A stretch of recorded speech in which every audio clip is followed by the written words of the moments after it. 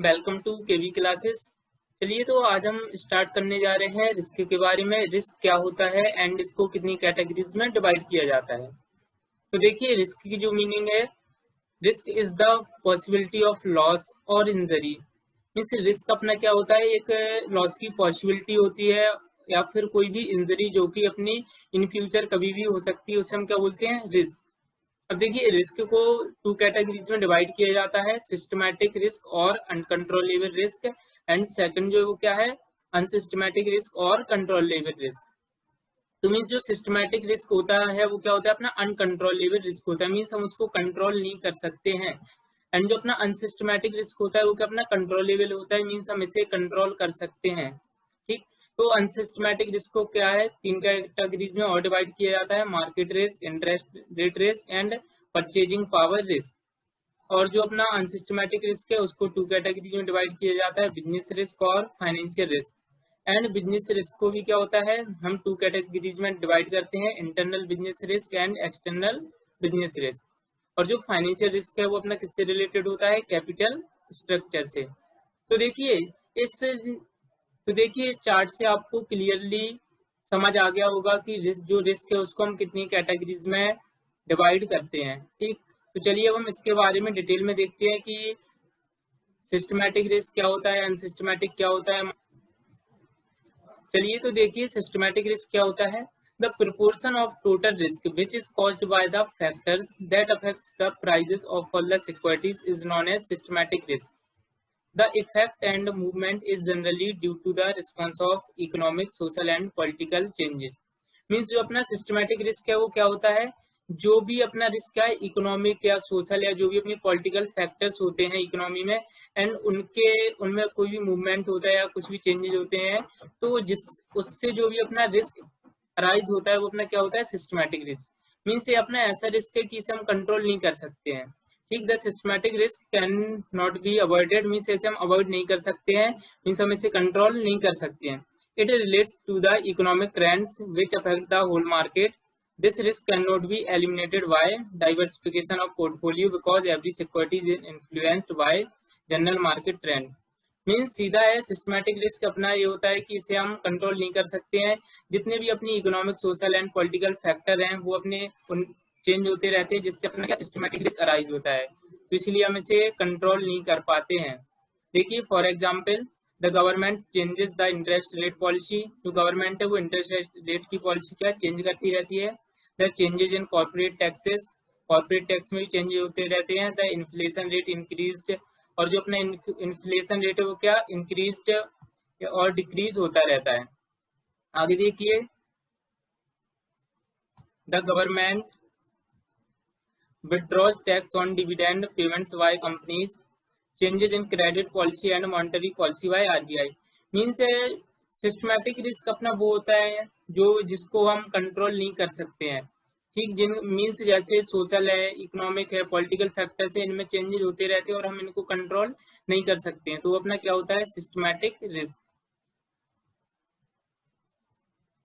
आगे देखिए, अब जो सिस्टमैटिक रिस्क है उसको हम कितनी कैटेगरीज में डिवाइड करते हैं।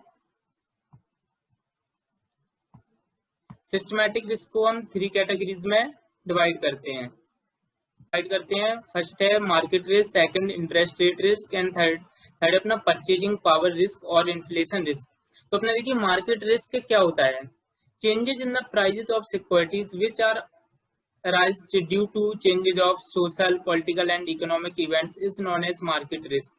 मीन्स जो अपना जो भी सिक्योरिटीज है और उनके प्राइस में जो चेंजेस होते रहते हैं due to change of social, political and economic events, तो ये अपने क्या कहलाते हैं, market risk. Market risk arises out of changes in demand and supply pressures in the market. और मार्केट रिस्क क्या होता है, जो अपनी सप्लाई एंड डिमांड है वो क्या होती है, चेंज होती रहती है, कभी डिमांड कम होती है तो कभी ज्यादा होती है, तो जिससे अपना क्या मार्केट रिस्क अराइज होते हैं। ठीक। अब जो दूसरा है वो होता है अपना इंटरेस्ट रेट रिस्क। तो देखिए, generally the prices of securities tend to move inversely with changes in the rate of interest. तो अपना जो सिक्योरिटी होती है वो क्या होती है, अगर हमको ज्यादा इंटरेस्ट, तो अपनी देखिए जो सिक्योरिटी है वो क्या होती है, इंटरेस्ट रेट के इनवर्सली होती है। मीन्स अगर इंटरेस्ट रेट ज्यादा होगा तो सिक्योरिटी हम कम परचेज करेंगे, एंड अगर इंटरेस्ट रेट कम होगा तो उससे हम क्या करेंगे, ज्यादा से ज्यादा लोन लेंगे और उससे हम ज्यादा से ज्यादा सिक्योरिटीज परचेज करेंगे। ठीक, the market activity and investor perceptions are influenced by the changes in the interest rates which depend on the nature of the investment, stock, bonds, loans, etc. Maturity of the periods and the credit of the issuer of the security. तो देखिए interest rate से, देखिए जो interest rate है वो क्या करता है, जो भी इन्वेस्टर है उनके परसेप्शन को इन्फ्लुएंस करता रहता है। ठीक, अगर इंटरेस्ट रेट ज्यादा होता है तो हम कम सिक्योरिटीज परचेज करेंगे क्योंकि हमें लोन हम कम लेंगे, और अगर इंटरेस्ट रेट कम होगा तो हम लोन ज्यादा से ज्यादा लेंगे जिससे हम क्या ज्यादा से ज्यादा सिक्योरिटी में इन्वेस्ट कर पाएंगे। ठीक, अब देखिए तो अपना जो थर्ड होता है वो क्या होता है, purchasing power risk. Purchasing power risk is the uncertainty of the purchasing power of the amounts to be received. In more everyday terms, purchasing power risk refers to the impact of the inflation or deflation on the investment. तो देखिए purchasing power risk क्या होता है, तो purchasing power है वो क्या अपना चेंज होता रहता है ड्यू टू इन्फ्लेशन और डिफ्लेशन।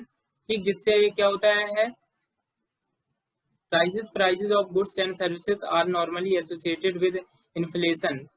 देखिए जब प्राइसेस में राइज होता है तो उससे अपना क्या होता है, गुड्स और सर्विस किससे एसोसिएटेड होते हैं, इन्फ्लेशन से। Whereas falling prices of goods and services are called as deflation. और जब अपने गुड्स एंड सर्विसेज के प्राइस फॉल होते हैं तो अपने क्या कहलाते हैं, डिफ्लेशन। ठीक, तो देखिए अनसिस्टमैटिक रिस्क क्या होता है, the proportion of total risk which is caused by the factors that are directly related to a firm or industry is known as unsystematic risk. तो अनसिस्टमैटिक रिस्क वो होते हैं जो अपने डायरेक्टली, जो भी अपनी फर्म या इंडस्ट्री है उससे रिलेटेड होती हैं, तो क्या होते हैं अपने unsystematic risk. This risk is caused by factors like labour strike, improper management policies, shortage of power, recession in particular industry, consumer preferences etcetera. This risk can be controlled if proper measures are taken. तो unsystematic risk को क्या हम control कर सकते हैं, जो भी अपना इम्प्रॉपर मैनेजमेंट है उसमें हम इम्प्रूव करके, और जो भी अपनी लेबर स्ट्राइक हो रही है तो लेबर की जो भी प्रॉब्लम्स है उनको सॉल्व करके हम क्या है, अनसिस्टमैटिक रिस्क को क्या रिड्यूस कर सकते हैं। ठीक, for example the company workers declare strike, the company is unable to obtain adequate quantity of raw material. अगर कंपनी के पास अपना रॉ मटेरियल नहीं है जितनी भी हम क्वांटिटी में चाहिए, तो उससे क्या अपना अनसिस्टमैटिक रिस्क राइज हो जाते हैं। The team of research and development leave the company. और अगर अपनी जो भी कंपनी की रिसर्च और डेवलपमेंट टीम है अगर वो बीच में हमें कंपनी को लीव कर देती है तो उससे भी अपने क्या अनसिस्टमैटिक रिस्क राइज हो सकते हैं। ठीक, तो देखिए हम अनसिस्टमैटिक रिस्क को भी 2 कैटेगरीज में डिवाइड करते हैं। This type of risk may be divided into 2 parts. First one is business risk and second is financial risk. देखिए जो अपना अनसिस्टमैटिक रिस्क भी है वो भी अब क्या अपना 2 कैटेगरीज में डिवाइड होता है। फर्स्ट क्या है अपना बिजनेस रिस्क। देखिए business risk can be internal as well as external. तो अपना बिजनेस रिस्क क्या इंटरनल भी होता है और एक्सटर्नल भी होता है। तो internal business risk is caused due to improper product mix, non availability of raw materials, incompetence of face competition, absence of strategic management etcetera. देखिए जो अपना इंटरनल बिजनेस रिस्क है वो अपना बिजनेस की इंटरनल कंडीशन की वजह से अराइज होता है, जैसे अपने इम्प्रॉपर जैसे अपना इम्प्रॉपर प्रोडक्ट मिक्स हुआ और अपने पास जितनी भी हमें रॉ मटेरियल की जरूरत है अगर वो नहीं है तो इससे अपना क्या होगा, इंटरनल बिजनेस रिस्क अराइज होगा।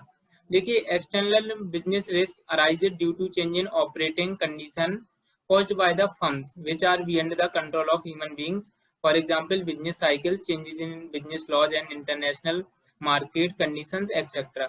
और एक्सटर्नल बिजनेस क्या होता है, जो अपना अराइज होता है due to change in operating condition, जो कि अपना बिजनेस की ऑपरेटिंग कंडीशन है उसमें चेंज होने के कारण अराइज होता है, जैसे अपना बिजनेस साइकिल्स हो गया, लॉस में चेंज हो गए, एंड इंटरनेशनल जो भी अपनी मार्केट कंडीशन थी उनमें चेंजेस आ गए, जो अपनी क्या होती है ह्यूमन बींग्स के बियॉन्ड होती है, जो ह्यूमन बींग के कंट्रोल में नहीं होती है, वो अपने क्या होते हैं एक्सटर्नल बिजनेस रिस्क। अपना दूसरा टाइप्स होता है अनसिस्टमैटिक रिस्क का, वो क्या है अपना फाइनेंशियल रिस्क। तो financial risk is associated with the capital structure of A company. जो फाइनेंशियल रिस्क है वो अपना किससे रिलेटेड होता है, जो भी कंपनी का या कैपिटल स्ट्रक्चर है उससे रिलेटेड होता है। अ कंपनी विद नो डेब्ट financing has no financial risk. अगर कंपनी के पास डेब्ट फाइनेंसिंग नहीं है, मीन्स जो डिवेंचर्स है अगर उनसे फाइनेंस नहीं हुआ है तो कंपनी में फाइनेंशियल रिस्क नहीं होगा। Proper financial planning and other financial adjustment can be used to correct this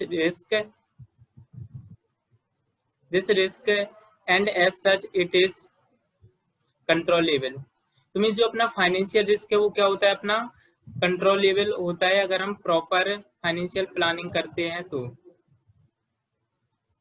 देखिए अगर अपनी कंपनी में जो भी फाइनेंसिंग है अगर वो डेब्ट से नहीं है तो अपनी कंपनी में जो फाइनेंशियल रिस्क है वो नहीं होगा। और हम अगर होगा भी तो हम उसे क्या अच्छी फाइनेंशियल प्लानिंग करके, प्रॉपर फाइनेंशियल प्लानिंग करके हम जो अपना फाइनेंशियल रिस्क है उसे हम रिड्यूस कर सकते हैं।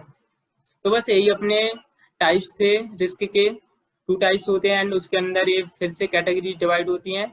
तो बस आप चार्ट को देख लीजिए एक बार, आपको पूरा क्लियर हो जाएगा कि जो भी टाइप्स होते हैं रिस्क के वो कौन कौन से होते हैं। लेक्चर में हम बस इतना ही करेंगे और हमसे जुड़े रहने के लिए हमारे चैनल को लाइक, शेयर एंड सब्सक्राइब करें। Thank you.